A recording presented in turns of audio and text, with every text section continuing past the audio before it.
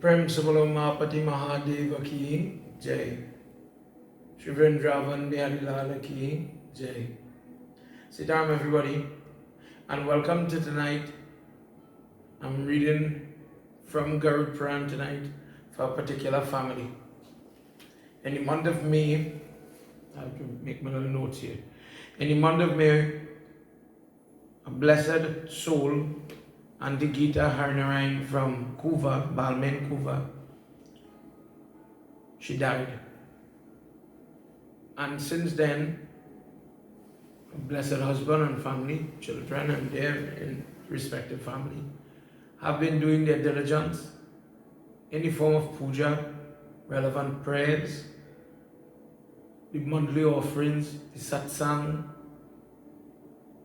In addition to that, beside what they are being guided to do, as I'm sharing this with all of you who are viewing and will be viewing, I guess, as you see it on the repeat,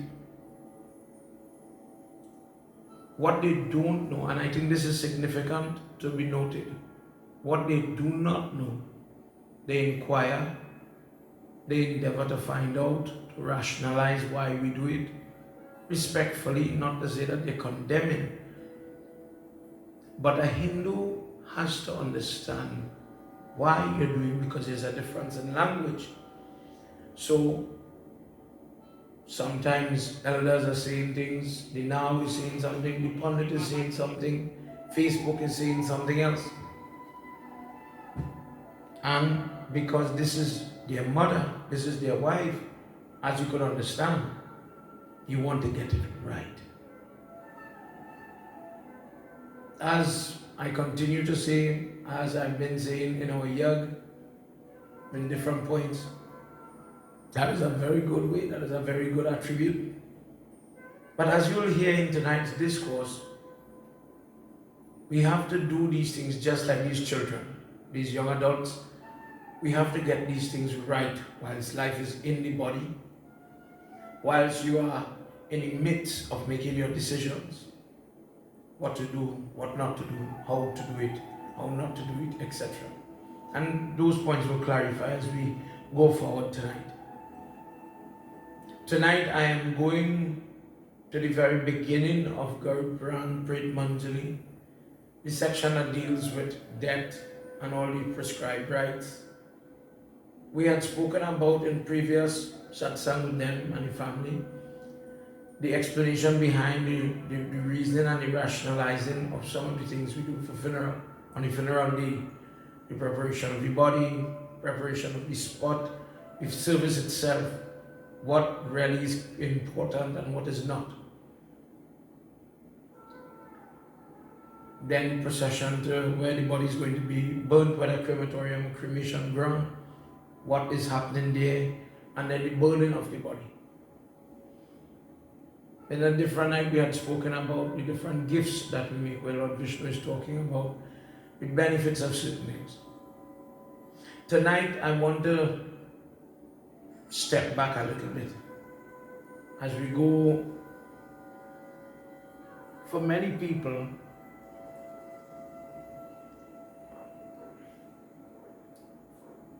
when pundits are talking about Shraddha, Sapinda Karna, Pinda, sometimes it feels as it is overwhelming. Why do we have to do these things? Why do we have to put these things? I don't understand it. So then we must do it in a proper way. We must explain the need, the purpose, the justification for some of these rites and rituals that we follow. Tonight, permit me to do that for everybody's benefit. As in the first chapter in Garud Puran, in this section, he is asked to explain, could you please tell to me how the sinful person, how they depart this world? What is their journey like? What do they go through? Where do they go? And this is opposed to prayerful people, holy people, saintly people that will come after. What happens throughout the course of the year? And then in another night discourse, we'll deal with what happens at the 12th month juncture, where the soul reaches to the house of Yamraj. And that by itself is a complete separate chapter. because of the amount of information that is there. Tonight, the first thing we'll hear about the actual process of death. And in it, for the benefit of the Harnarine family and all those viewing, it'll bring up a point again that we spoke about previously. The purpose of this satsang is to train the family and to train by and large anybody listening. And this is why I put it on Facebook. We could have watched this on Zoom or WhatsApp video or some private means. But the reason why we wanted to share it with everybody, if anybody could learn one morsel, one inkling of Dharma, something that betters their understanding of God and devotion, then the Geeta is going to get the blessing. And thereby it would be better if we share it with everybody. Tonight we listen to what happens when a person doesn't do what he has to do. When he decides to waste time, as it were. We will hear what the soul says. As you know, this month of Shravan, the month, as I was saying the other night, where Lord Shiva is drinking the halal poison. I mentioned in one of the 90 Somvar breath and the benefit, how to do it according to Padma Puran. And then tonight we are going to talk about Shiv Manas Pujas Stotra, and we will talk about it in our discourse, relevant to our discourse. Manas prayer is mental prayer. Mental prayer. Do you practice mental praying? Mental praying, where you focus the mind. Or is only pray when you go by the Bedi and you're touching the Murti, or on a Sunday morning when you're in temple, or on a Tuesday when you're offering it down. Tonight you will hear some thoughts about that. Let's draw our hands as we enter into this wonderful discourse. Again, I say Sitaram and Pranam to everybody. Tonight we pray on behalf of our beloved Auntie Geeta Harnarine from Kuva. We pray for the benefit and the blessings of that soul and all her loved ones and dear ones. Everybody put your hands together and let's pray together tonight before we enter into the words of Lord Vishnu, before we chant the prayers of Lord Shiva. Om Gajananam Bhotaganadi Sevitam Kapeta Jumbo Palachara Bhakshitam Umasutam Sho Kavinashakarakam Namami Viganeshwara Padapankajam Sarvamangalamangaliye Shive Sarvartha Sadhike Sharanye Trayambike Gauri Narayani Namostute. Gurur Brahma Gurur Vishnu Gurur Devo Maheshwara Gurur Sakshat Param Brahma Tasmai Shri Guruve Namaha. Om Namo Bhagavate Vasudevaya. Om Namo Bhagavate Vasudevaya. One more time. Om Namo Bhagavate Vasudevaya.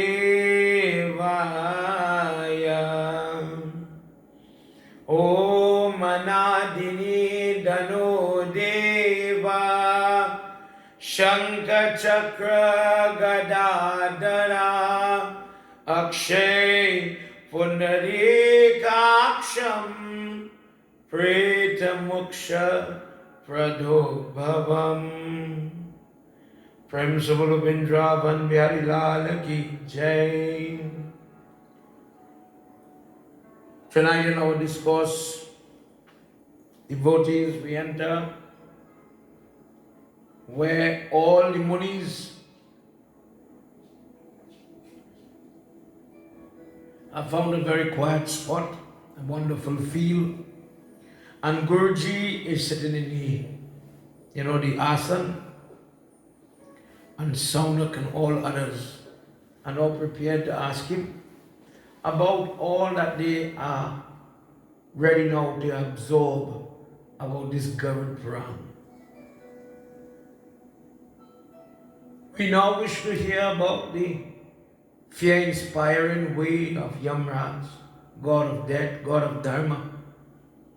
Tell us of the miseries of this world of change, the sansar, not only earth, but the concept, as we say, the concept of Narak, hell, and heaven.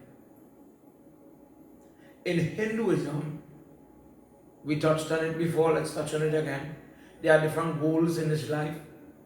And according to great munis, their names are Dharma, Artha, Kam, Moksha. And I'm repeating it so that it would get into your psyche a little bit better. Dharma is your duties, your functionalities. As a father, as a worker, as a cousin, a friend. There are certain duties you do. As a farmer, as the owner of a puppy, different dharma guide you in this life. Geeta says, if you do your dharma, you do your duty, you will find God. Then we come across the word calm, earth. But these two words, calm and earth, may not lead to mukti. It may lead to happiness. But it might ensnare you further in this birth and death. Calm means those type of actions that we perform. Not necessarily sensual or sexual actions, but actions out of compassion, again for like a puppy. Actions for the sister and the brother to perform for each other, for your mother, the love. Think about it. If you had to donate a kidney to an ailing person, who gets the kidney? A stranger or your small sister? Who do you see yourself extending yourself in such a way for? Naturally, there are some magnanimous people, I'm not saying no to that, but the typical person would always favor your sibling in this example. And that type of action is referred to calm. Because by doing it, of course, that is also a form of duty, and it is possible that you could get liberation, but it is a little tougher route. It is because you get so hooked. And what does he say? The world of change. Why is it world of change? Because you're happy today, because you got the puppy, but tomorrow the puppy might close his eyes, so you're sad. I'm happy today I can play with my mom, but then mom mightn't be there tomorrow, so I'm sad. And in that way, there are many examples that you could elucidate that would show you the change in the up and down in this life. Happy, sad, the opposites, as they say in Geeta. The other word that we look at is art. Art is the rewards, the financial gains, the acquisitions that we go after, the goals, as we see. Isn't it known that you're a good boy if you get a job, if you provide a home for the Dullahin? A safe surroundings, not only a home, but a safe surroundings, a safe environment for the children to grow up, to foster. And you are a competent parent, a good parent for those people that are fighting for custody and like that. Social services, not only in Trinidad but abroad, will tell you you have to provide a safe home, and then you will be fit to see your children. Suppose, by the same example of social services, suppose a person wants to sit down and pray. Social services will say you must have a regular and steady job. Then you are going to be considered a fit parent to have your children, and they might return the kids to you for whatever reason. Just an example. But in this life, there are these type of goals that a person acquires: the home, the mortgage, all these things, and then he's a good daddy, she's a good mommy, because we grew up having all the facilities and all the niceties of this life. And yes, if a person goes to work and they are successful, I could see where, or they're just getting by, you could still extend your kindness, your compassion. I'm eating at doubles, half of my doubles could go for the stray dog that is hungry. I'm eating at doubles, I can buy a doubles for the guy who doesn't have money to pay for his doubles. So there is room where the money you earn could lead you to liberation. But then, understand where it is very easy for you to get caught up in making money and getting property and getting all these things, and you forget about getting God, and you start to think only about getting, and the greed seeps into you. So in Geeta, rather than he talk about calm and earth, because we don't hear those words there, he talks about dharma. Doesn't he tell Arjun, get up and fight for your dharma? Get up and lift your bow and arrow and do your duty. And what happens when you do your duty? You get moksha, you get mukti. And mukti is not going to heaven. You know, there's this concept, I'll go upward, fly high. In Facebook, when there's so many, Facebook has become like an obituary now. Every day is rest in peace, rest in peace. And Hindu people should know better, but rest in peace. Fly high king and fly high queen, and you treat the people like dog when they was living, but now they're dead, king and queen. Jai Vishnu. The concept of other religion seeps into us, even in that example. What does it have up there? Think about it. And then we here go up, and when you enjoy all the different locals and all the different places, you'll come upon the earth, as you'll hear tonight, as a human, as a happy person, educated person, whatsoever. Likewise, go to Narak pay for the mistakes and come back upon the earth, or find mukti. Mukti is something else. Mukti is when the energy that is your soul is merging not with the form, but the formless, not male, not female. None of these features that we see here, it is beyond this. From that formless form, an inkling, a piece comes to form this, for example. This is formed so that you and I could concentrate. Because I love to think about God like this. I can understand God like this. But if I tell you concentrate on this, this is God. But like that, how that would be God? Think about it. But we say God is here, there, everything. But I see God as this. But the Hindu see God in everything, everybody. God is here, there. He is inside, outside, form and formless. In the true sense, energy. Imagine, that's why we say the dear light. Without male, female, Indian, other race, tall, short, thin, fat. None of these descriptions are there. It is energy that could be formed, as the science child will tell you, in anything it wants to take shape. It wants to be an orange. It wants to be a pen today. It wants to be male today. It wants to be female today. Fine. But because it is God, you cannot say, okay, it cannot be this. This is why Hindus don't discriminate. Hindus don't say, okay, God cannot be this and he cannot be you and he cannot be. No, no, no. When we say God could be everything, God is all powerful.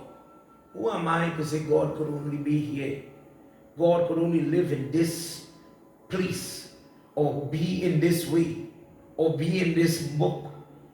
Why can't God be more than that? When I'm saying he's high as the sky, broad as the ocean, Why can't he be more than that? Who am I? Oh, I can't remember if I ever met him. I've never shook his hand, so I don't know his features per se.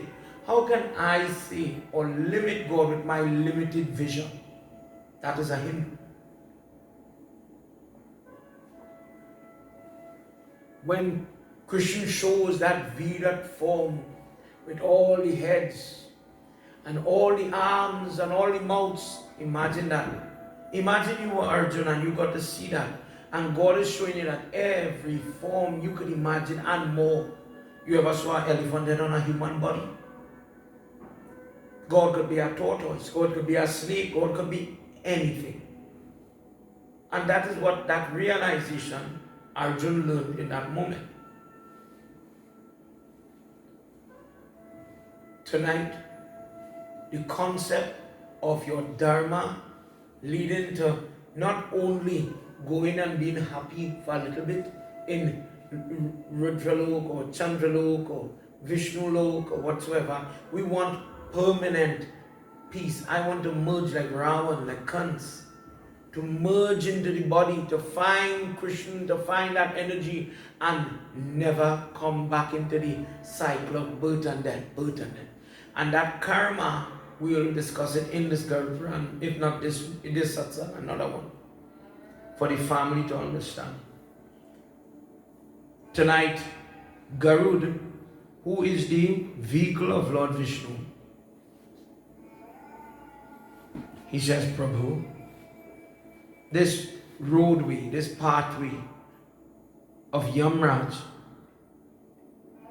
is caused by the sinful people. Those people who have been very sinful in the course of their life. And dear Lord, it is very hard to tread. But could you please tell me of this most horrific way, so that it might be a guide to the listener, to the person listening. It might be a warning. It might be a awakening, a wake up. Because Auntie Geeta is gone.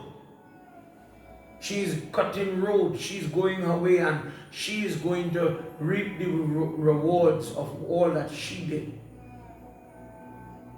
What will you do? Are you preparing for your day? We'll hear about that provision tonight. Lord Vishnu is about to speak. Let's hear what happens. Let's do this first verse. Narayanaya Krishnaya Paramatmaya Namo Namah. Narayanaya Krishnaya Paramatmaya Namo Namah. Adhuna Shrutave Yaschami Yam Margaye Vayaskarnam Tva Indra Bhadra Bhaktiyatam Mukhanaya Chatanaya Ve Narayanaya Krishnaya Paramatma Namo Namah. Vrindavan Bihari Lal Ki Jai. Lord Vishnu starts to speak to him. He says, O Garud, please listen to the fearsome way of Yamraj. Along with the traveling, along with what happens, it is all going to be revealed to you. And who is this road for? Those people. First point here, please make a note. I know some of you make notes when I'm talking. The person who turns away from bhakti. For all those children who are home, Mommy, I don't want to offer my dharma. Mommy, I'm not fasting. Shravan, I'm not doing that. I don't even want to watch the satsang on my phone. When your mode is so anti-prayer, against prayer, this is for you tonight. The name of the Lord is so easily pronounced, but the tongue must be under the control of the mind, so that it must say things that will lead to salvation, mukti, and not damnation. Fee upon the wretched men in this world that do not use the tongue to get liberation. In fact, they use the tongue for only sinfulness. Sinfulness. Tell me then, Prabhu, what is going to happen of the sinful person when his time on this earth or her time on this earth has come to an end? The Lord says, O Lord of birds, please listen. How those people who are sinful leave this world. Those people who delight, because now we have to define who is a sinful person. Somebody might say, just as a side note here, somebody might say, well, Mike, you see my enemy? You know, I have a cousin, I don't like that cousin. I have a sister, I don't like that sister. You see what Ponder talking about here? That is for that person. You might be tempted to see that. My advice is, before you judge somebody else, because you don't know what that person's mind and their prayer, because we all make mistakes, let's agree, but a person can atone for their mistakes. Krsna chapter 9 of Bhagavad Gita says, if a person, the worst sinner, makes the resolution to change his or her ways, consider that person saintly just by changing the mind, controlling the mind. I am not going to thief anymore. I'm going to put down the alcohol from today. I am going to change. I'm not going to beat my wife anymore. That type of change is possible. So you don't watch somebody and say, well, based on your past actions, you are always going to be that way. You're damned to that. A person can reform, a person can improve. So before we judge others, look at yourself. Tonight, as these words are about to come from the lips of God, ask yourself if I am a sinner or a saint.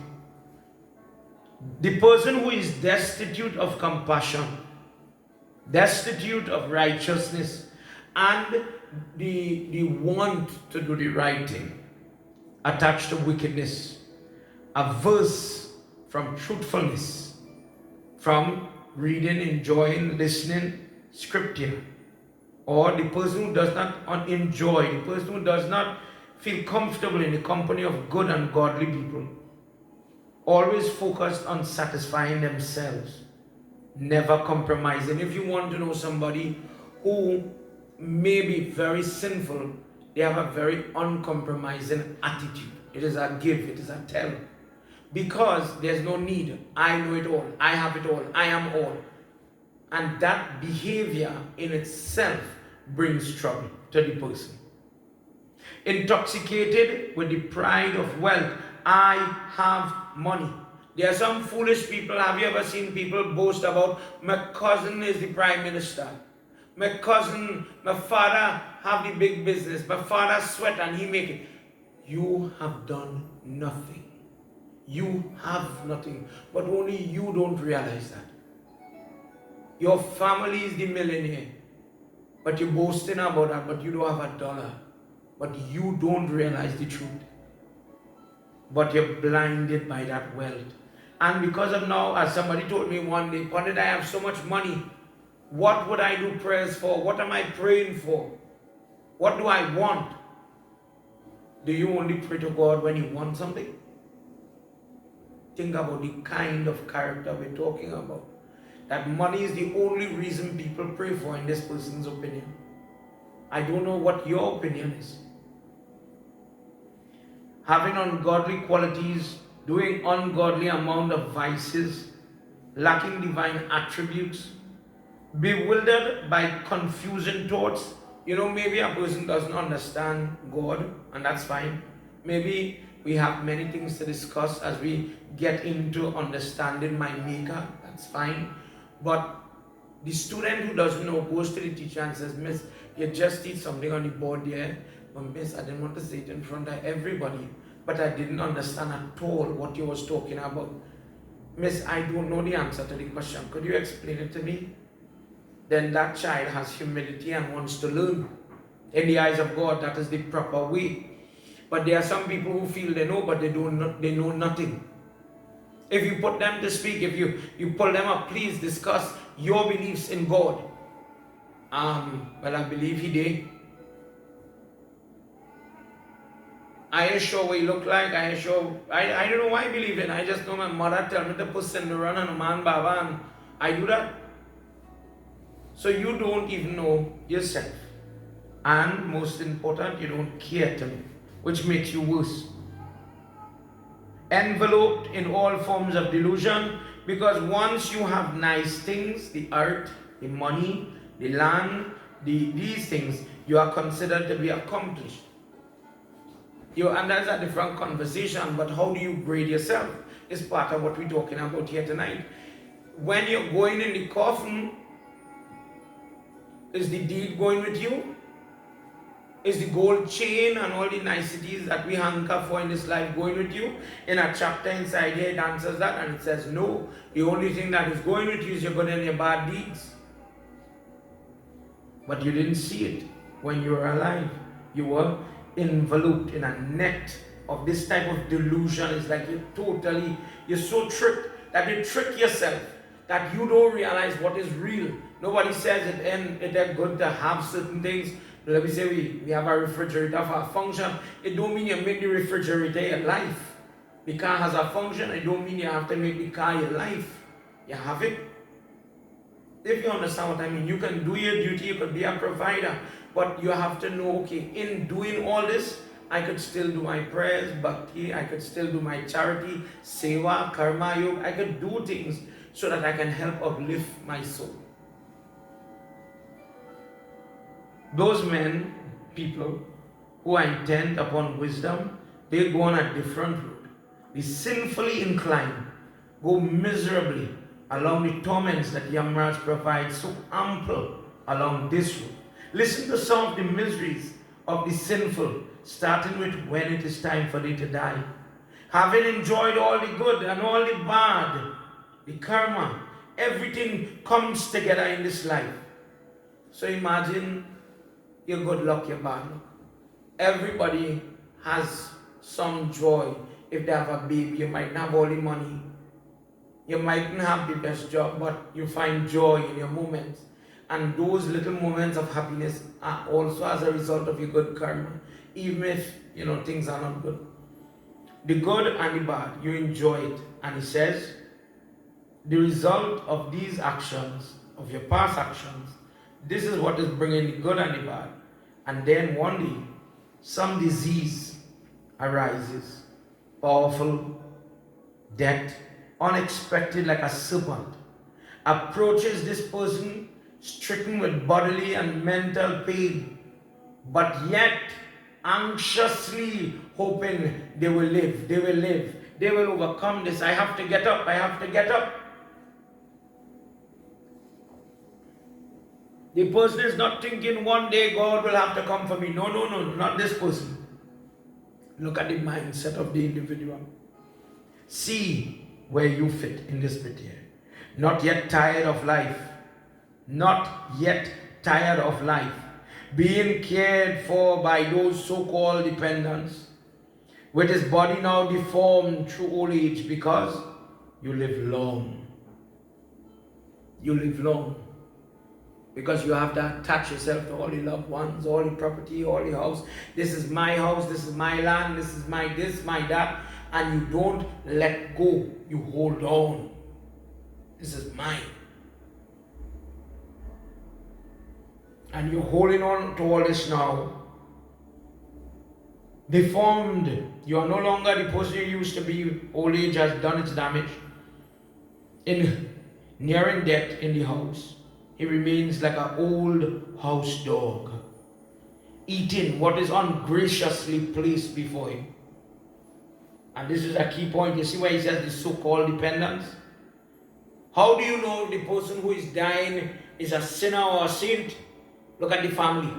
Garud Pret Manjali says, a relative is a person that will selflessly do what they have to do for the upliftment of the individual who is dying. Tears might flow from the eyes because they love the individual, and that's fine. But dear God, when he had to take that needle, I felt the pain. I saw what he went through when he went for chemotherapy. I saw the fight. And if he has to die, Dear God, don't let him suffer. The prayer of a relative. A so-called relative. Pa, before you close your eye, boy. Where the money, where the gold, where the sona, where mommy jewelry. If you don't close your eye yet, you know. Daddy, wait, don't die yet. Let me get one more pension check. How do I live if you die? How do who going on I am the curtain now that you die? They are thinking about the self, it's not selfless, it's selfish. That is not a relative. People who are of a sinful nature, they are surrounded by these people and they are treated like this because you are nothing, you're a burden now. So ungraciously they bring the food here, eat that. Me care if it's hot, me care if it's cold, me care if it's bitter, me care what, eat. Disease, failing digestion, eating very little, moving very little. The eyes start to turn up in the air, in the head. Loss of vitality, energy. The tubes get obstructed with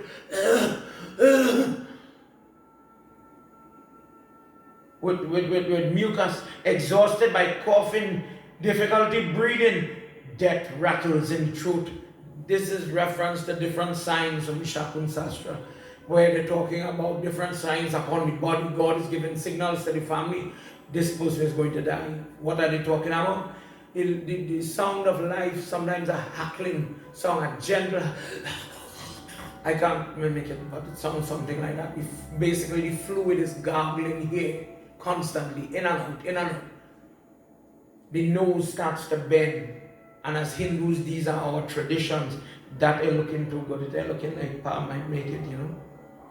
But the family does not pay heed to these things. This is a sinful person after all. Lying encircled by these sorrowful relatives. Why are they sorrowful? Pa, don't go. Why would that be a bad thing? In a subsequent chapter it says, when blessed people are going, no matter how much we love them, we think of them and we don't think of ourselves. So we put on CDs, we have Satsangh, we take gobar and we smear under the bed. Remember in Ramayana, Dashrath, when Dashrath is on his dying bed, he starts to see his father, he starts to see all the people he wronged in his life, the different things start to plague his mind, so he's very perturbed, he's afraid. And under those circumstances, he comes out of the body. So another night when we are talking, how do you prepare when somebody is dying? You put kush grass under the bed, under the mattress, on the floor, depending on where they are. You put little bit of gobar and you under the mattress so that no souls, no spirit will come there to interfere with them, to frighten them. We want them to stay calm. There's a whole procedure how to do it. Little things. Those relatives will give that type of energy even in that last moment. Pass, look at going and like the dear boy. Come, touch my hand if you're able, come. Watch her, what she like. Say the prayers. Papa have a stroke, he can't lift your hand. Come, Pa, let me sing, boy. Jai Jai Bhagavat Bhagavan ki hai aarti. Before life leaves the body, these type of children get together, friend, family, all they know about singing Bhagavat. Pa, he liked Bhagavat when he was small. He liked to hear all them Ramayana twang. It would jog the man's brain. Think about it. He remembers when he used to go and collect the little brown paper with the little morsel of Manbog. Look at me today with COVID. If we could get a little morsel of Manbog from our prayers, to smell the Gogol, to smell the puja, to hear the sung, that would be a blessing for we now. Past so many years have passed. And if he could just see, remember when he and his brother them, we go in lunchtime, just to get the little parasat, that's all we're going for. And the pundit on the singers and singing and we used to listen. And every time we hear that Bhagavat Arti, they carry him back where? To God. So that if the soul happened to jump out in the company of Krishna, in the company of Ram, that is family. That is a saintly person. Because the examples, maybe the legacy of this man or woman is teaching the children, you know what, this is what daddy would want. That type of thought don't come in children's mind just like that. That is a blessing. What is children? Children, putra or putri, the persons that by their choices will bring upliftment. We say son and daughter. We say son and daughter in English. But does it really explain what is a son or a daughter? When life is within the body, when life is out of the body, a son and a daughter by their choices, by what they accomplish, by what they do, charity, dance, prayers, Seva to the community, whatever it is. One day it will be asked, whose daughter is that? Wow, she did well. She did great. That is uncle, daughter. Uncle going to get upliftment. So great is when children are in this mode to do for their parents. But this guy, no. These children are holding on. Pa, do go. Pa, we, oh God, Pa, oh God, Pa. But now because of the condition, he cannot answer them. And he's caught in the noose of death. The time is coming close, but he cannot think about God. The noose of Yamraj is around his neck, but he cannot pay heed to this. He's watching the crying child, the crying grandchild, everybody's wailing. And the sinful person cannot think about God. He wants the whole thing for yourself. If you be mother, grandmother, grandfather, wouldn't you want to get up and say, hey, stop crying, come on, stop crying. Don't cry, they're right here, don't cry. Think about that. Follow me. In this condition, his mind is busy with the support of his family. Even now, Hinduism, Sanatana Dharma, has a structure in it that is unique to our Dharma. Mesopotamian had something close to it. This is ancient religions and cultures now.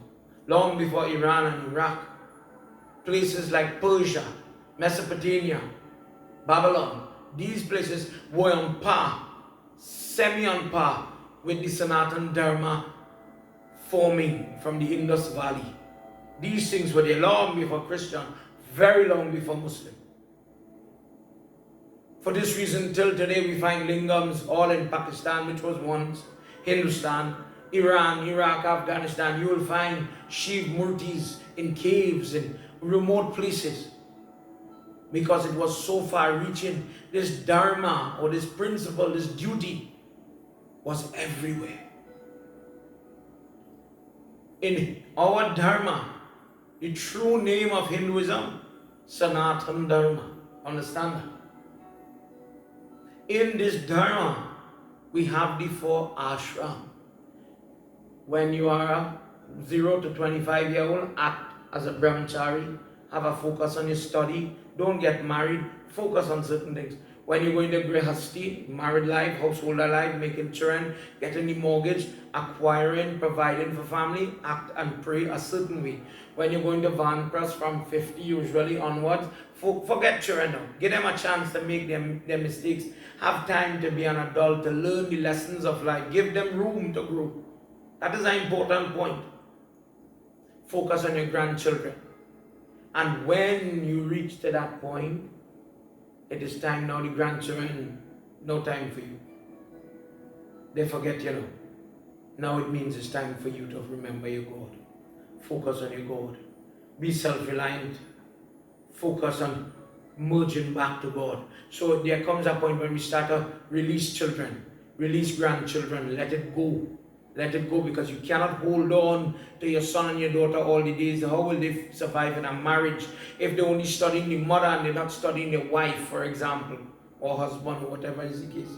So in our dharma, Hindus have to mature in this life, and their prayer matures with them. So when somebody is in this case, where life after living long, they are still this hooked on their family, they are not prepared for God, they are not in any way training the muscle in the brain. Call God name when you're dying, call God name when you're in pain. This has not been taught, because the only thought is go make money, go and cook the food, go and cook the takari, go and... So even now, he wants to talk. All you, call the lawyer, all you, we still had to paint that wall. I still had to go and get the surveyor to fix the bung. And all these thoughts are pumping in the mind. There's so many things to do because I'm living in regret. Because there's no plan. In Hinduism, we are saying you should plan. So that when God is ready for you, there's no regret. If I go to the lawyer in time, if I probate everything in time, if I do not stagnate, if I don't waste time, when I'm on this moment where my soul is going to come out of the body, I am only focused on where I'm going, not what I leave in, because I know I have done my duty. I know I've put everything in place. I know I've spent time with them. That time finished. They are ready. They are capable. When a child passes SKSA exam, do you still sit down with them and do practice test when they inform 2 Form 1? They pass that. Think about it. If I have confidence that I have trained you properly, and you give them road now, go, you're a man, you're married, be a man, mind your wife, mind your children. Of course you're going to love your parent, but it doesn't mean you hold them like a breastfeeding child. You don't smother them, you don't hold on to them, you give them room to become a man or a woman. And in doing it, there's benefit for the child, but also benefit for you. Because now the person, as a saintly individual, is focusing as a sensible person. You're driving on the highway. Do you look in the rearview mirror and you're driving straight? Or do you look forward? Then you understand your direction. But this guy is not that. The senses are failing him. The body cannot lift, the mouth cannot move, he's trying to tell them what he wants to say.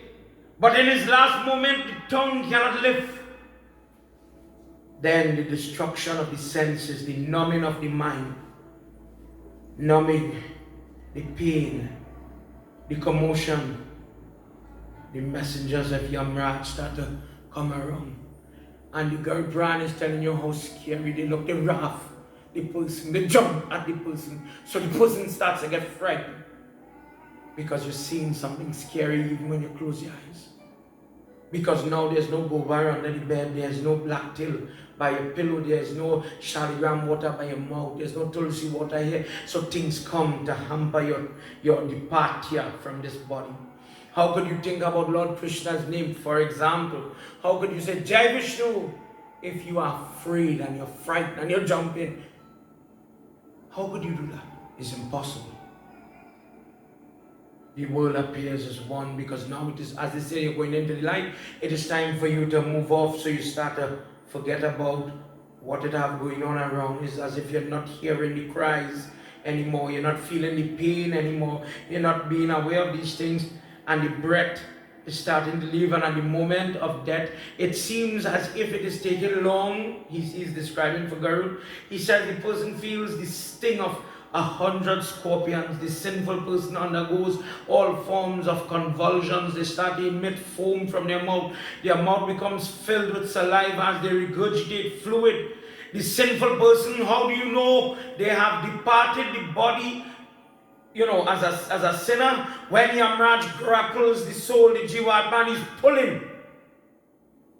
The noose, the rod, the grinding of the teeth of all these ugly Yamdut causes the heart to start to beat out of fear. The person starts to mess themselves, number one, number two. And when a person releases excrement at the time of the death, the sinful person departs the gates from the lower region, below the navel, which is your private region, your excretory organs, whether number one, number two. These are signs to the family. This is how the person left. Saintly people who we would bury when they die. And that's a different discourse. You would see a drop of blood might run from here. You might see the eyes, as if they can't close the eyes. Sometimes the eyelids cannot close properly. Little fluid run here, or any of the orifice in the upper region. Higher you go on the body, navel, think about it, ears, mouth, and you're going up to this point here in the middle of the head, is an indicator of how much more saintly, blessed this person is. When all the Yamdut are screaming and hollering and scaring the person, in the form of the Shuksham Sharira, subtle body, For children to understand, imagine I want to say not bone, not skin, not flesh, but like a ghostly figure, like what we see on TV. But the figure is not with hands and eyes and those features yet. It comes out like a little spark, a little deer. That Shuksham Sharid, there are three Sharid, there's three bodies that are used in the process of preparing for travel. This one, when it comes out the body, the traveling body for the year, and when it reaches the Yamraj, it changes again to the, let's say, the body to go to heaven or to go to hell, depending on how you live. So we will deal with those bodies as we go. But for now, the body comes out, the soul comes out in the size of the tongue, crying, wailing. Why? Look, the family is bawling. The doctors are saying no pulse. So the family is bawling and the soul is still identifying with them, still not studying where I have to go. I want to go back, I want to hug my daughter, I want to hug my son. And the Yamdut take their clubbers, take their hammers. Oh, you fool, come here. And they pull him. That time is over. Now you must meet the God of death. Now you must meet Yamraj. Oh, you sinful person. All your wicked ways have led you to this moment.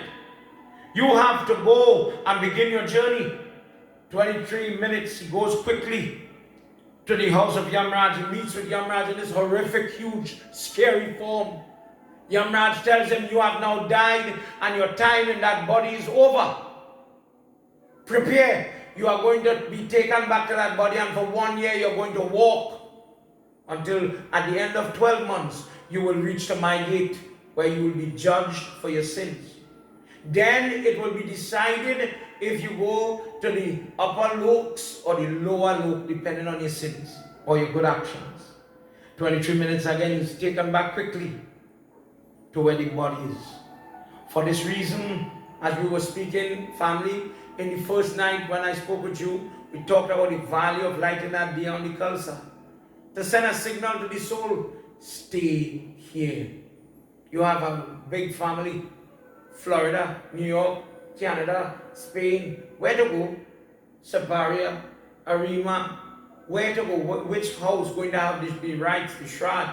Oh, my son is lighting a day in Kuva. That is the homing beacon. The GPS, stay here. Don't go roaming. By staying here, you will hear the prayer. You will witness the prayer. And that will give you the Ashirwad to go slowly, go good, go easy upon your journey. In this way now, he comes back to the body and the messengers punish him. They hurry him. Come on, you wicked man. We have a time, we have a schedule. And when he hears, when he comes back by the body, and all the relatives are bawling, oh daddy, oh mommy, oh daddy, oh, and they're crying out, no singing, no prayers, nothing to encourage the soul, no satsang.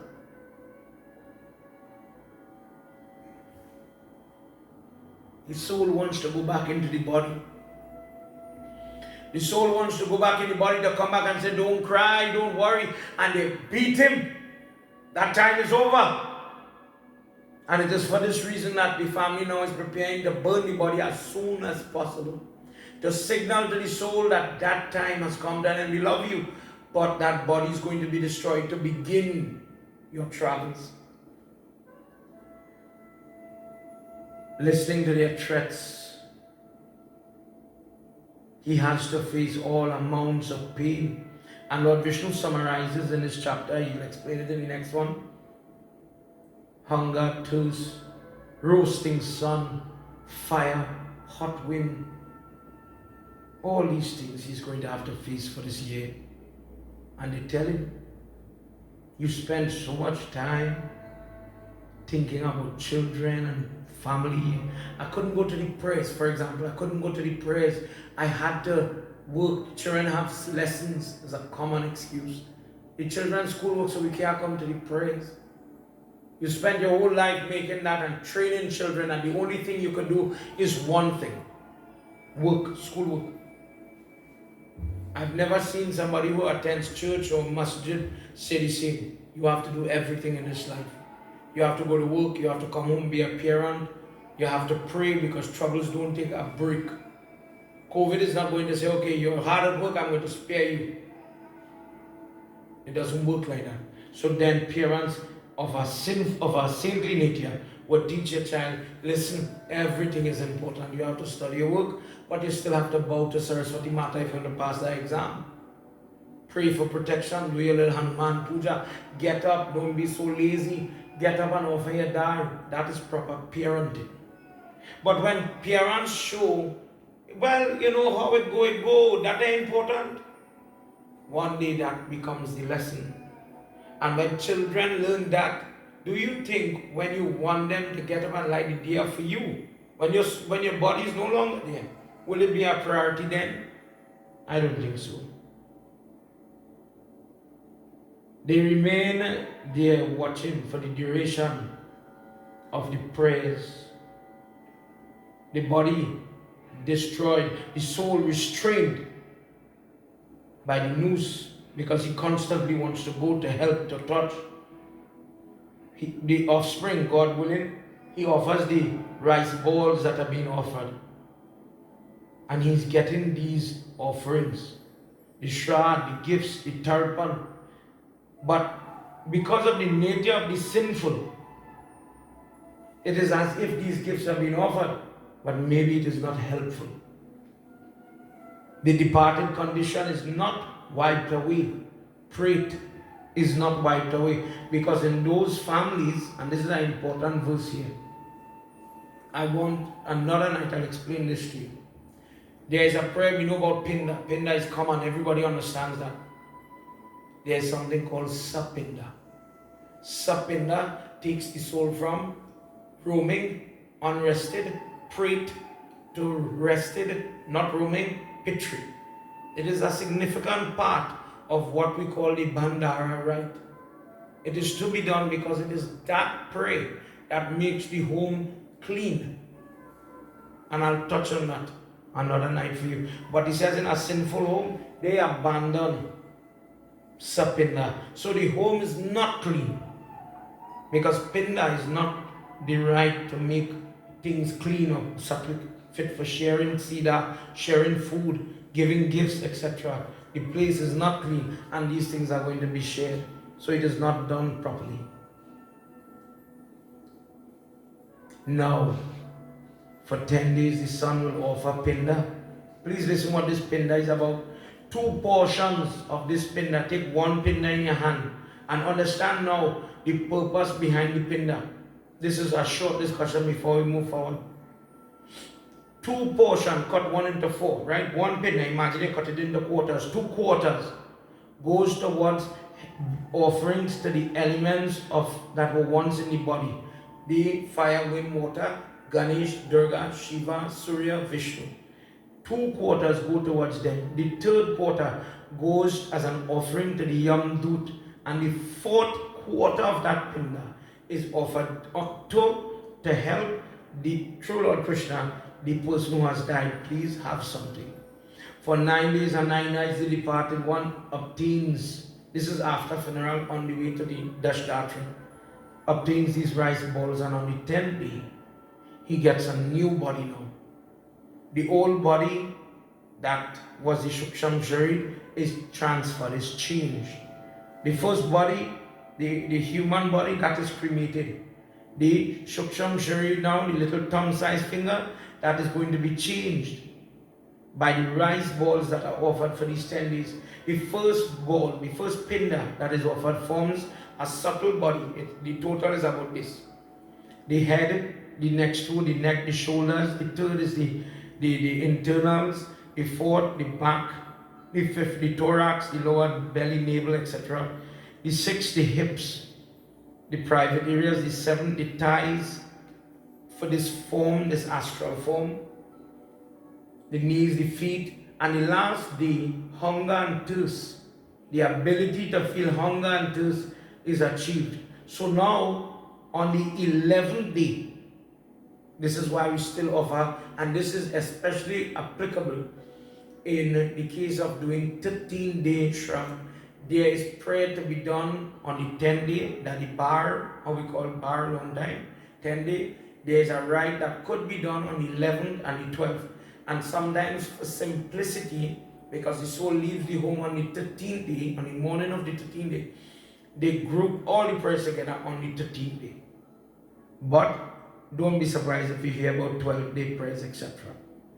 But the soul is, let's say, just for simplicity, we are doing 13 days rites.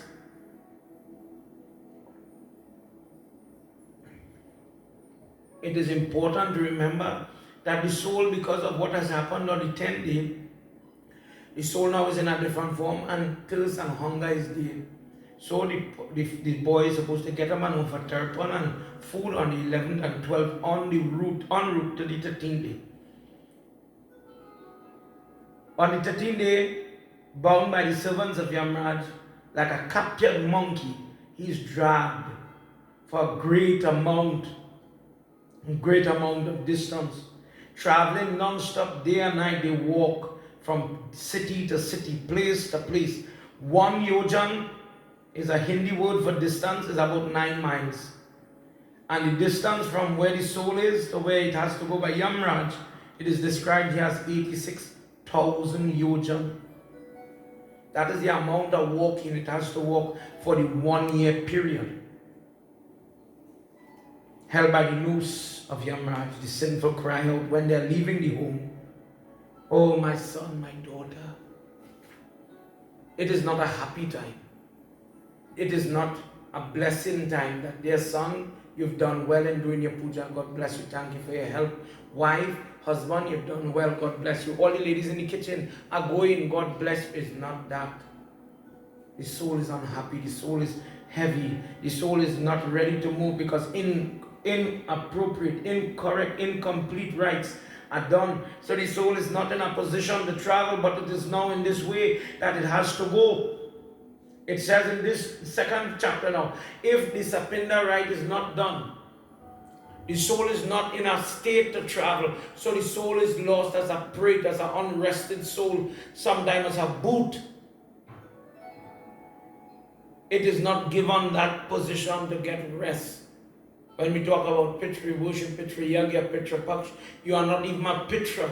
Pitra is gained from doing Sapinda Karna or Sapinda Karma. The rites of offering Sapinda. In this second chapter, he says, Prabhu, tell me again what happens. What's going on for the sinful person as he's now traversing, he's left the home. Another day we'll discuss what is happening on the 13th day, what are the intricacies of that, the meaning, the empirical data for that. The journey has begun. 13 days finished. Well, the 13 days soul move, and now we're moving onwards. The way of Yamraj for the soul is great misery. You are my devotee, O Garud. Please listen to it. And listening to it, you will become agitated. But in listening to this and becoming agitated, you must do what is necessary, and this is the inherent message. Do what is necessary so that you must not tread this path. Why am I reading this for you? For you to understand the possibility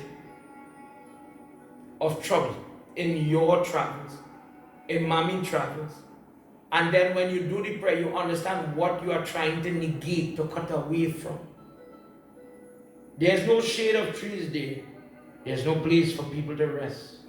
On this road, there's no food, there's no rest, there's no stops, there's no water anyway. But because of the sun, extreme thirst is always there. In verse 4, the first thing he describes, it is as if there are 12 suns blazing in the sky, similar to what happens when there's Mahapralay, when the entire universe is being destroyed, reabsorbed into oneness, and Lord Vishnu is pulling back all of creation. In that destructive moment, a lot of energy is booming, and that vast amount of heat, as everything is being destroyed, is similar to here. That sinful person goes from being in the hot place he goes in the area now as he's going on into bitter cold. In one place as he's running from the cold, he's going to find a place where there's thorns, venomous serpents.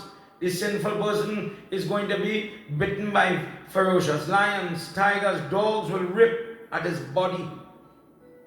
Another person or another place will be full of fire.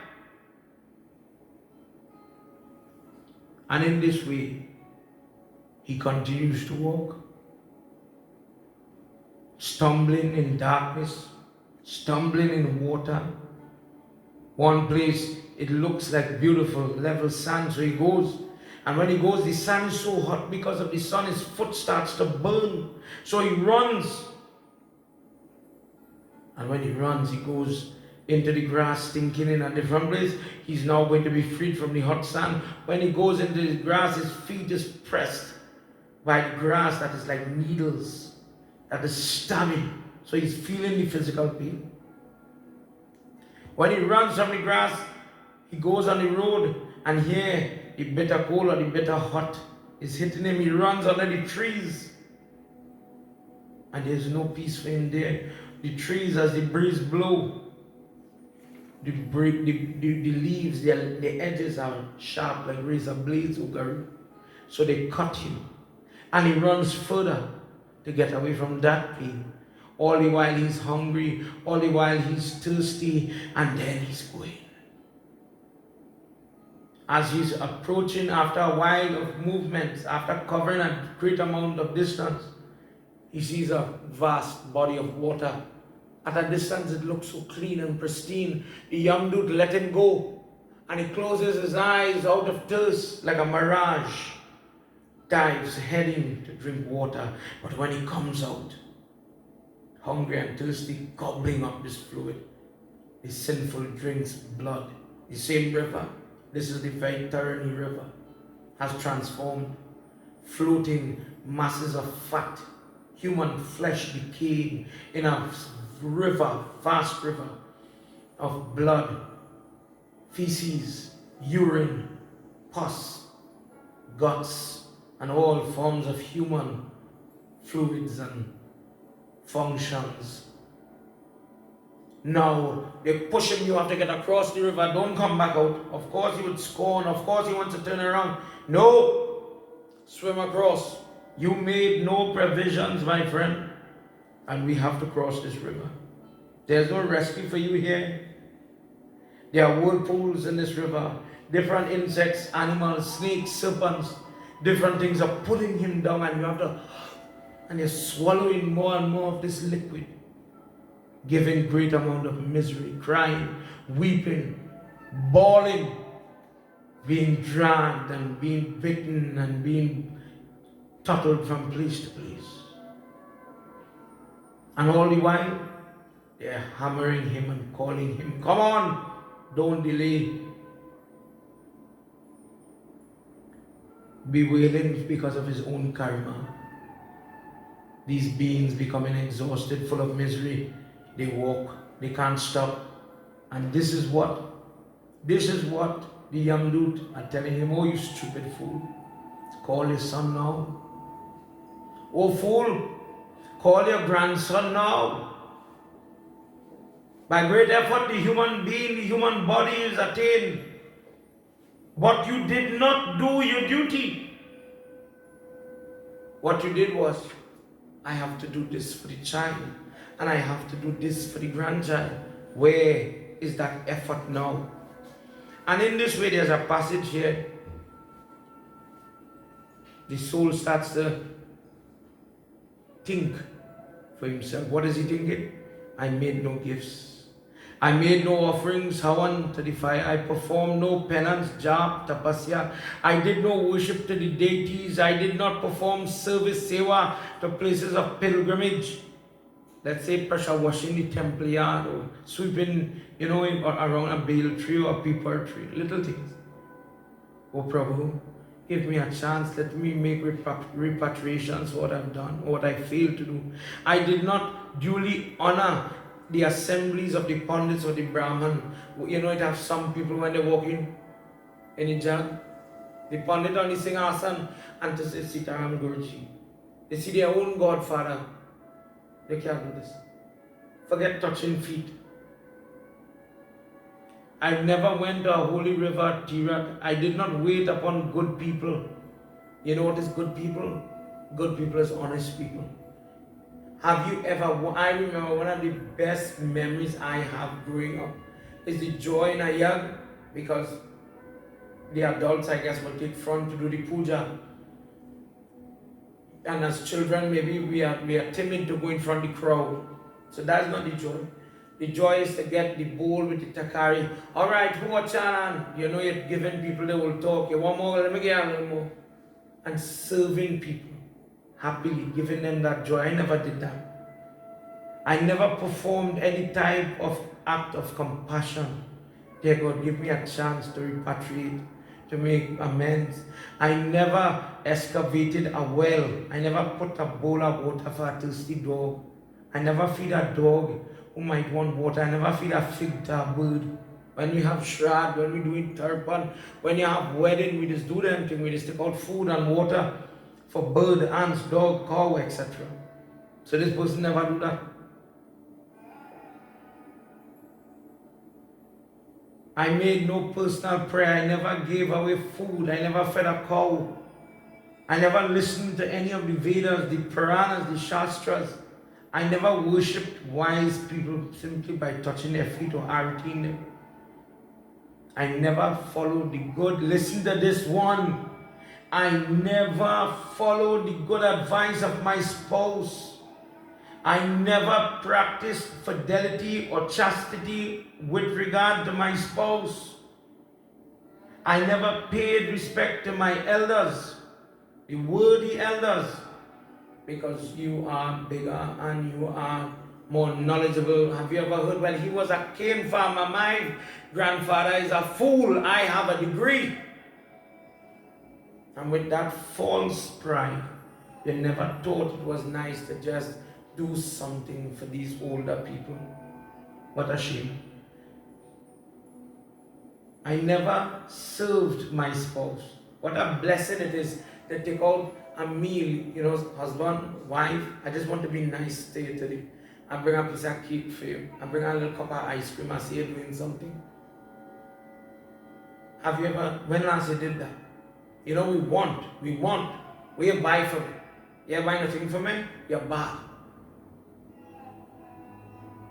But inside of you, have you done something nice for this person? When last? Having become a widow or a widower, I did not perform any austerities to help my deceased spouse. So no point in my life did I do my duty. I did not do offerings on the new moon, the full moon, the different Sankranti, these different places.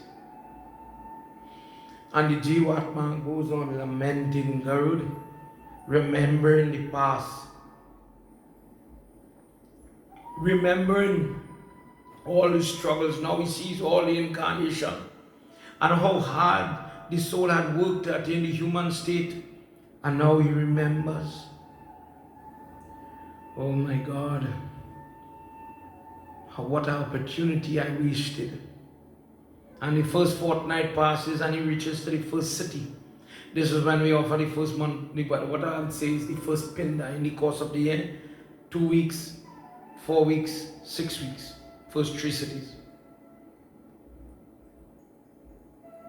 When he's bewailing his wealth and his family dependents, all the departed belongs there, the servants of Yamraj say this to him now. Where's your wealth? Where are the children and the wife that you were boasting about? Where are all your friends and where are all your relatives now? You suffer the result of your own karma, you fool. Go on. We have to go. We have far. You are so stupid. Please listen to this verse. Janasi samya balya balla baladya ganano sambhalle yat se parikloya karyanam ganda vyasi ye yati Tavanischye me vatin margayatra yatrayaditam Narayanaya Krishnaya Paramatmaya Namo Namah Narayanaya Krishnaya Paramatmaya Namo Namah. Prince of Shri Vishnu Bhagwan ki Jai. You know you're going to have to travel one day, but oh traveler, how stupid you are. Prior to COVID, as most of you would know, me and Priya Mata is always traveling. I remember one time we were traveling and I believe I had closed 2 years back to back, 9 nights and 9 nights. And it seems simple to sit and to read and to have this amount of energy to give out this in this week. And although tonight we're talking about death and so on, when we're talking about Krishna, the energy, every night you give a certain amount of yourself. When you're finished, you're exhausted, especially if you're busy in the day like how I am. So we are in Piako and we're waiting for this flight. And I have a tendency to throw myself on the ground, rest my head on a bag and sleep. Great traveler, fall asleep and miss the flight. And the prayer fall asleep too. Baba, you do that? Baba, you could do better than that. Think about yourself. I know my goddaughter tonight, Krsna, watching me. Oh my God, Baba, you did that. But listen to what some people do. Some people, like Baba, know there's a flight. So we have to get a ride and we have to get now our TT pass and all these things, or PCR test. We have to get all these things in order. Make sure you have your visa, make sure your passport expired, please. Make sure you have your passport, make sure you have your itinerary. So many different things we have to prepare. Is tiring. Make sure you know the address of where you're going. Make sure you know your flight information, the name, the flight number at least. Your port of entry, depending on where you're going. So many things we have to arrange. So much. Baba, you're getting young. Make sure and walk with a little Advil now, boy. Make sure and walk with an extra t-shirt. You might want to bathe at some point. One day on your trip, 2 weeks, 3 weeks, whatever have you, you might want to bathe. So pack one t-shirt at least. So imagine I did not pack the t-shirt. Imagine, now Karishma, imagine you're judging me now, right? Judge me. I did not pack one t-shirt. I showed up in the airport, no hand luggage, no baggage. So the counter girl is asking, Panditji, where's your luggage? I said, oh, don't worry, I have none. No luggage. Strange. Are you sure? No, I'm good. I know what I'm doing. Passport, no visa. Nothing. Karishma watchman said, Pandit, you're joking. That you are not planning. You have made no preparation. There's no provisions for your trip. You're going to have problems. Pandit, crazy if you do that. Think was in practical, application and children. Pandit is crazy, irresponsible. I'm such a bad guy. The Yamraj, the young Doot, the Doot meaning the workers of Yamraj. You know you have a day to travel. O traveler, O seeker in this world, it is inevitable that one day you have to leave this world. There is no way buying nor selling is going to change that fact. There is no way around it. You have to go. What comes in this world has to go back. Have you not heard this, O mortal fool? But it seems as if you have not heard of this concept that you have to travel. You have not heard nothing from the Puranas. You have only enjoyed life, if it were, attaining, getting, buying, and they beat him. They beat him because he's so stupid. He's so disappointed. Because now he's the traveler. You're at the beginning, you're in the line to go to the counter to present your ID.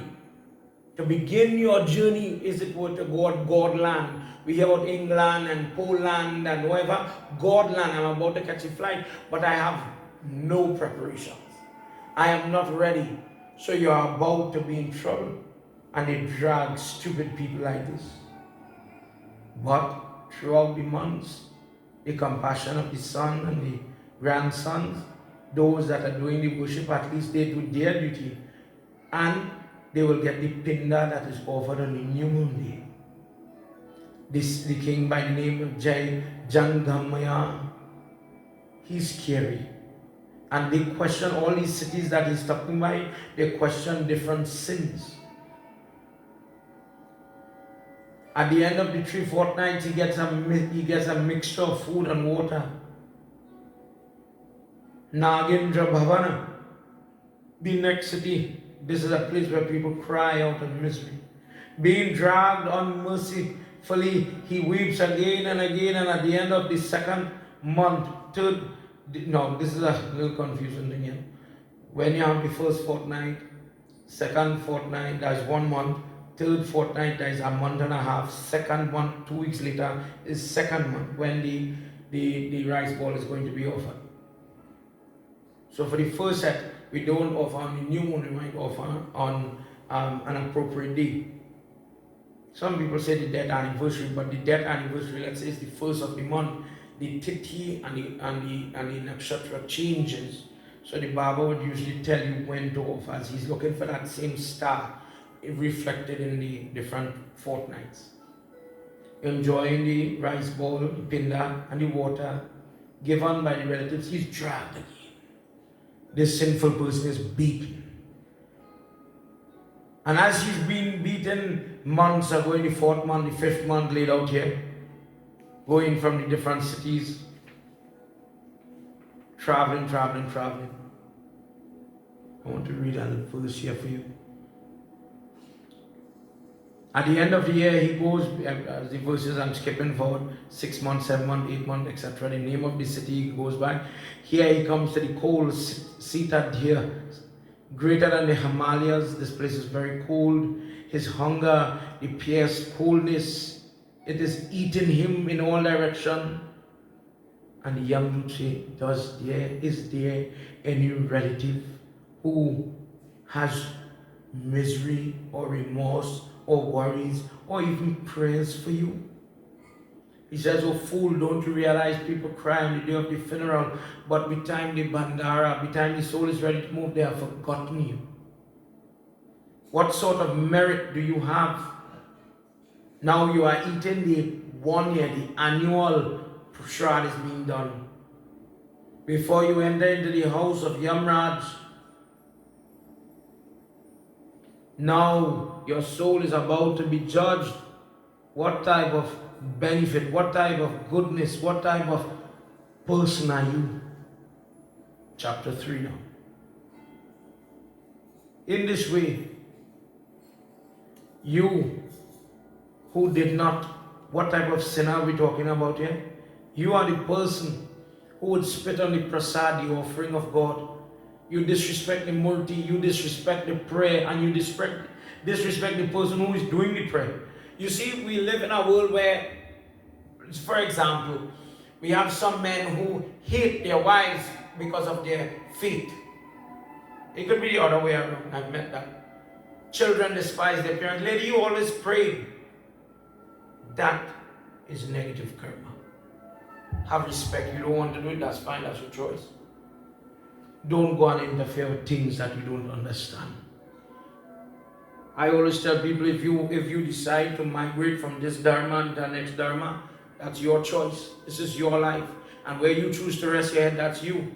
But when you go over there, don't badmouth what you did not understand. Because if you had understood your dharma, there will be no need to leave. Because a foolish person leaves their dharma without understanding what you have.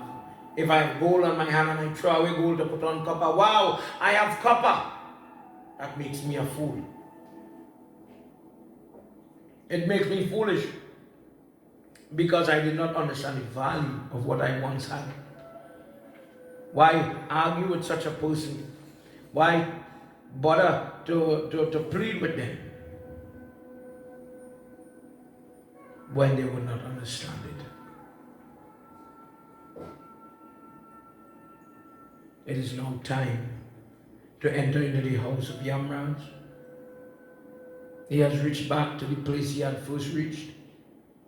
In this place, Chitra and Gupta is called out as they enter into the southern gate. Yamraj's house is like a box. The southern door is for this type of soul, sinful guy. He goes in, he's afraid, he's frightened. He's afraid, shaking, beaten. Stand up. And when he looks up and he sees the horrific form of Yamraj, Yamraj in a powerful voice, he says, Chitra, Gupta, come out. And two lights come out from this form here. Two human-like figures are transformed from those lights. Standing there with a huge body, rod in hand, seated on a buffalo, like a tower of black. Yamraj commands them, you are the witness of good and bad deeds. What did this wretch do with this life that he was given? And Chitra says he has done this good. Gupta says he has done this bad. And in this way, they start to weigh good and bad, like on a scale. When Chitra is putting good, Gupta is putting bad. In this instance, Gupta has more ammunition. The sinful actions done by you, very many. The sins are going to cause unavoidable misery. You have committed so much sin with great delight. You are destined for torment, Gupta would say, as he's speaking in the court. Oh, you foolish person! Why did you commit so much of misery-giving sin? You have only focused on lust and anger and association with sinful people. Why didn't you improve upon yourself? So that one day when you reach to this place and you know you are coming here, you would be better prepared. Meaning this, devotees tonight, everybody makes mistakes. When you're young, you heckle the boy, you heckle the girl, you lied to your mom, you did something, some nefarious act. But when you reach to maturity, maybe Gayatri job, maybe you do pray, maybe you say, you know what, God, I can't tell anybody this mistake. But I'm asking you tonight, please forgive me with your prayers so that you can ask God for forgiveness. Kripa, these things exist. Praschit, karma, repent in action. Pandita, see your study be reading Jag. Pandita, see your study be inviting me to come and just take part in a little prayers. Why? Because you are being given an opportunity to change your faith so you don't end up like this guy. Beaten, discriminated, being cruelly treated. And now after they weigh the scale, the blessings is quite up your light. And the sins way down. Yamraj says, may you go to the various regions of hell and receive your punishment until such time it is suitable for you to go back upon the earth. When people harm dogs and animals, beat them, light them on fire, you are tied around a huge tree and your back is burnt. Let me just pretend you put gas and you light it and the person's flesh is burning, and in the night it's healed, and tomorrow it happens again. And an ongoing, never-ending form of punishment. In Greek mythology, to put this in perspective, in Greek mythology, Greece is very close to India, and our empires had stretched close to where Greece was. And the idea of God, the idea of Tartarus, the idea of punishment is very close to what Hindus believe. If a person was unfaithful in their marriage, male or female, you're tied to a tree and a great crow would come and feed off your liver. And in our dharma, the same happens. If the sin is different. If the person is cruel to children, every day your body regenerates and every day it is destroyed. Hot pokers are stuffed up the different entries, the different orifice. When people rape people, when people harm, when people commit murder, oh you sinner, oh you evildoer, why did you commit these wicked deeds? Are you happy now? And hot steel is pressed into the eyes, into the ears. Did you not see the benefit in this offering handfuls of water? Food, feeding the hungry. Did you not see it necessary to give a mouthful of food to a dog, to a bird, to a guest, to anybody? That was so hard for you to do. The person who neglects the wife, the person who neglects the husband, hot oil is boiled in a great cauldron and it is emptied on this body and the body is burnt. And where do these things show up? When you see the person is being born back with all forms of damaged skin, different genetic disorder, lupus, different type of skin disorder, different type of skin ailment, pigmentation, problems. Why does, if God made me, consider what I'm saying, if God made man in his image, explain to me where was God when the child was born with autism, when the child is born deaf, when the child is born mute, when the child has a skin problem. You explain to me and those parents, what did that child do? As a Hindu, it sounds harsh to the parents because it's very hard to understand. This innocent gurgling baby has karma. Forgiveness for mistakes is possible when a person gains the Ashram of Lord Shiva, Ishwar, Lord Vishnu. But today, the Yamduta say, today our job is to punish. When a person takes their hand and they beat from spouse, they beat parents, they beat dogs, they beat cows, in their next life, in the punishment, you're going to be beaten. And when you are born back into the world, you'll be born as the woman who is being beaten. When the woman is in a position and she's under this difficulty and distress, sometimes it is very hard. Why am I going through this, dear God? But what might be very objective, what might be very harsh is in your past life you did that to somebody and you're paying for your deeds now. But karma is the only thing that explains the hardships, the difficulties, the sickness, the suffering that we face in this world. This world, as he said in the beginning, is a world of change, a world of pain, a world of happiness, a world of ups and downs. But if you engage in sight of the punishments that we go through life, troubles in the marriage, troubles with children, trouble with the job, trouble with money, etc., the pains in this life, and you turn your mindset to God, then you will be able to come out of this cycle. Live your life, go to hell. Live your life, go to heaven. Come back to the earth, go to hell. And you're trapped in that movement. I want out of that. Then the person engages in selfless acts, charity, bhakti, devotion. The person changes their focus even as they do their duty. Imagine in Geeta, in Bhagavad, in same Puran, in different section he talks about how, let's say I'm cooking tomatoes, Chuka, Jai Hare Krishna, Krishna, will you taste these tomatoes?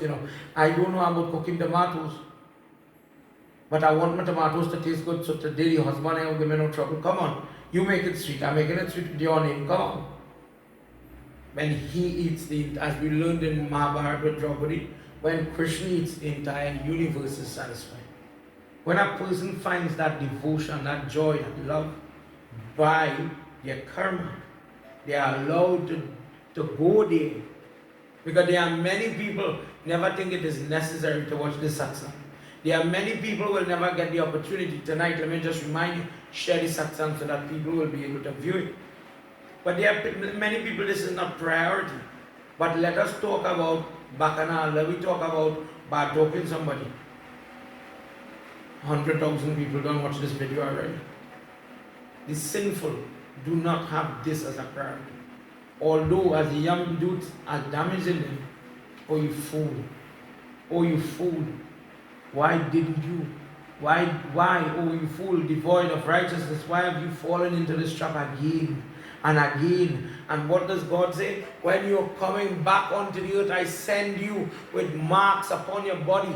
So he says it in our lower chapter, the signs of the sins.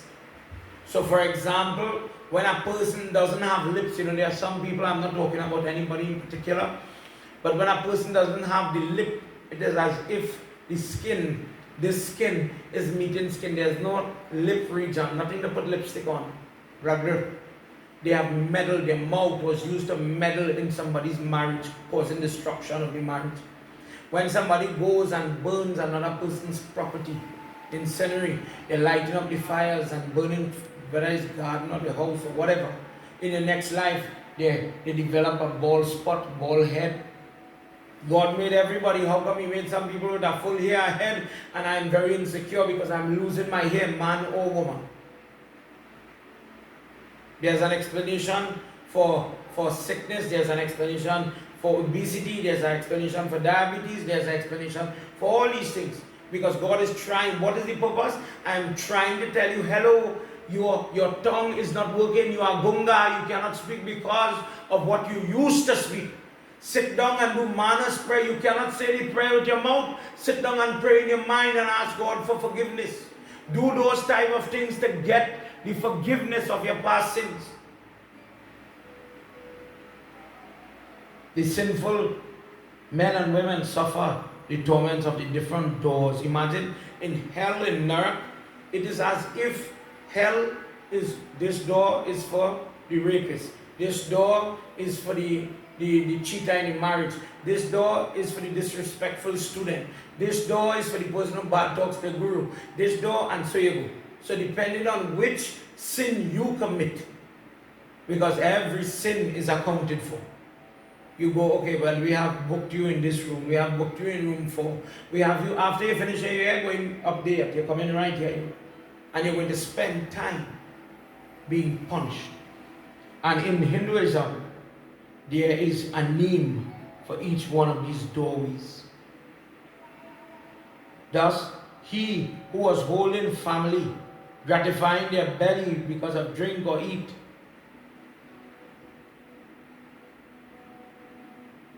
and is able to pull away from these things that they so loved, and they have a way of not making the food their life or the money their life. Their goal is God in doing whatever they have to do. One day when they are departed, they obtain the happiness, having cast off this body. They live in happiness because of the provisions they had done whilst upon the earth. The man experiencing the foul places in hell, this is ordained because of the type of activity that you have committed. He is truly going to regret all. The individual whose focus is only supporting the family by what? Unrighteous means, then he has to go to that Adya Mishra door where he's going to be in darkness and he's going to be bitten constantly over and over. For example, therefore, even if we make mistakes in this life, ask for forgiveness. Work for forgiveness. It says that the person who is doing these type of rites, that we are engaged in the Harnarine family. Not only are you helping that soul, but you're also helping your own. Having experienced all these torments, the person is born again, to die again, to born again, to die again. One day we have to get tired and we want moksha. Moksha is more than that. Moksha is coming out of that cycle, breaking away from karma. Never having to worry about birth, death, separate. Love somebody, break up with somebody. Love somebody, see them die. Love somebody, see them die. Love somebody, see them die. I'm tired of that. I just want to be such an Anand. In Geeta, the Anand, the bliss. I just would like to be at peace. I would like to be happy. I would like to find a constant equilibrium state, and that is part of Mukti. I am in the energy. I have been merged with the energy of the divine. And in this place, this is what we pray for. I am not going to be positive, negative, positive, negative. I am not going to be deaf, blind, dumb because of karma. At that time, there's no karma. I've come out of karma. So it is in a state of oneness. And in that space, you don't want to leave. You don't want to come back. So great souls like Ravan and Kans, who had the blessing of meeting God, Lord Vishnu himself at the time of birth, don't feel those people who are coming back like you and I.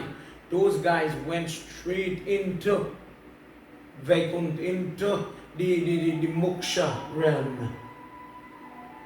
Tonight, as I conclude, these chapters describe the path traversed in a very horrific, scary way. This is just the beginning of the text, and it leads you into the why we do some of the things that we have to do. It shows the pity and the dependency of the traveling soul and the pindas, at a minimum, the pindas that we're offering. When the person does the karma in the correct way, the soul is transformed in the right time, in the right place. So the ease of travel is there. And I'm making specific reference to the Sapinda karma. Another night when we sit down to go through the different types of rites, the different types of funerals, there's so much to discuss. That the family will be properly guided and they will have the knowledge. You see, the day we go to talk about how a blessed person leaves the body, and then you would have the knowledge to say, am I going to be a sinful guy? Am I going to be a saintly guy? Who am I? Where am I in this life? Which door will I enter into the house of Yamraj? And depending on your prayer, your life actions, then you'll know where you fit.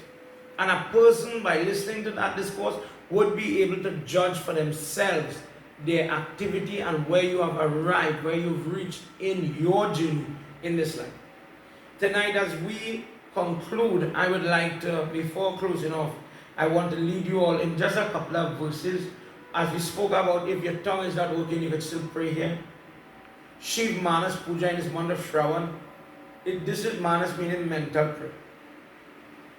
Everybody is focused on, Babs, you need to do sit-ups so you get a six-pack. Babs, you need to do this so you can build the biceps and the triceps. And that makes sense. But as a Hindu, we build this muscle. Because when you're 19, you could go and pick all the madar flowers and offer all the dar. But when you reach a 78, God bless you, the hands get feeble. The legs get weak and maybe you might not reach to the temple. Suppose I'm in a ventilator in the hospital. Suppose I have a stroke and I can't do the physical puja. Then, when I was young, I should have been training this muscle so that the memory, so that the mind would be trained in saying a prayer if my life has to leave the body. No. How does that come? The only way it comes is practice. So tonight, just clasp your hands as we'll do these couple of verses of this prayer where the person is praying in their mind, and I'll read the meaning for you before we go. Ratne kalpitam hasanam himajale snanam cha divyam baram nana ratna vibhushitam megumada modankitam chandanam jati champaka bilvapattarachitam Pushpam chadupam tata Deepam devadanidhi pasupati Rikalpitam gruyatam. O Kripa Sindhu, ocean of mercy, master of all creatures, Pashupati, I in my mind, I imagine you sitting on a wonderful throne with great gems beautifully studded. And I take the water, closing your eyes, see it just for a second. This is prayer. I take a big goblet and I'm bathing you with the water. Not like the murti with a mango leaf, dear God, but with my hand I'm washing your face, passing my hand through your hair. It feels different. Passing all on your mouth, dear God, I get to bathe you as I worship you.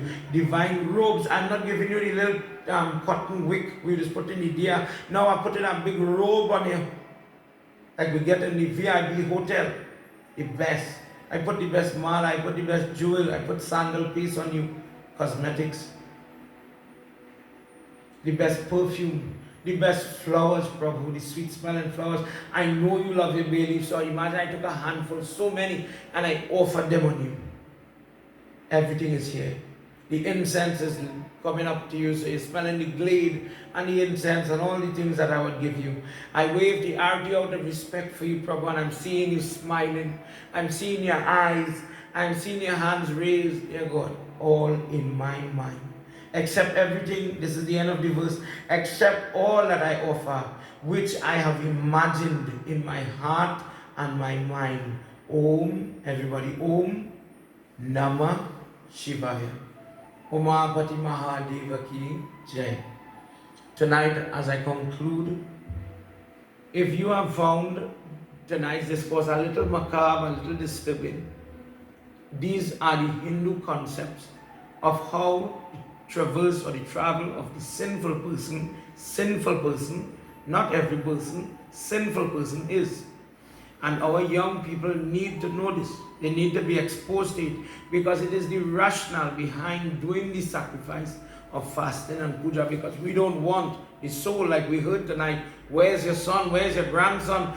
If the person is not offering the pinda, for example, what will the soul eat?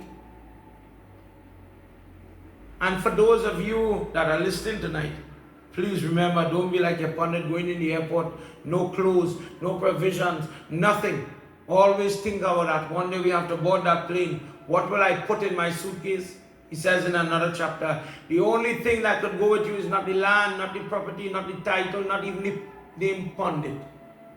Only your good and your bad karma.